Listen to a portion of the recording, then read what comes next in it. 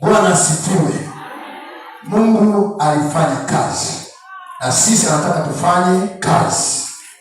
Fanya kazi, panua maeneo.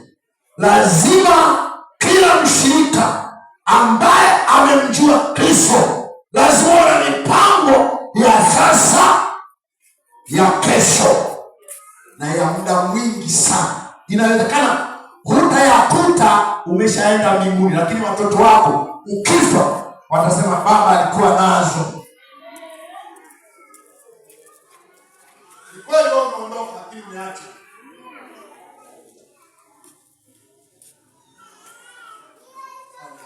Amen.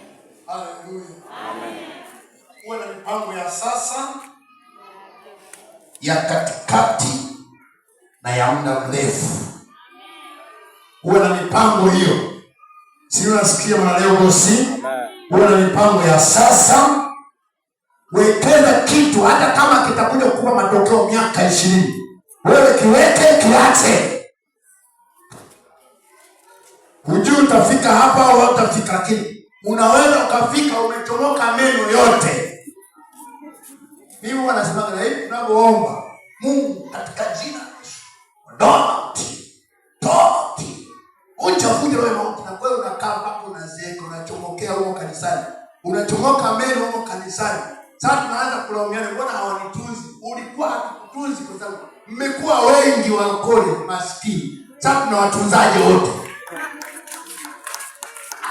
Sasa kweli. Umezeeka kanisani, sasa tumekuombea na kutoa pepo. Pepo sasa kuua, zimeshokuwa. Umezeeka kanisani, meno yote yamechomoka. Huna hata kamnazi. Unajua kinachotokea? Mimi nilipoteza mambo yangu kwa Yesu. Ulipoteza, ulifanya nini? Mimi kwa muombaji sana. Ni sawa.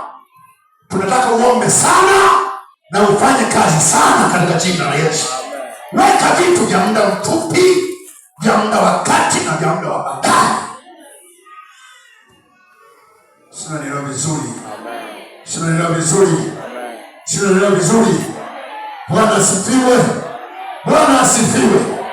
Unajua sasa hivi kuna wimbi la mlipuko wa kokoa. Kila mtu anawaza kokoa. Chita lazima imewaka moto. Ni kokoa. Zikija kushuka bei zikafika 1000, wengine wanakata miti. Anaanza upya.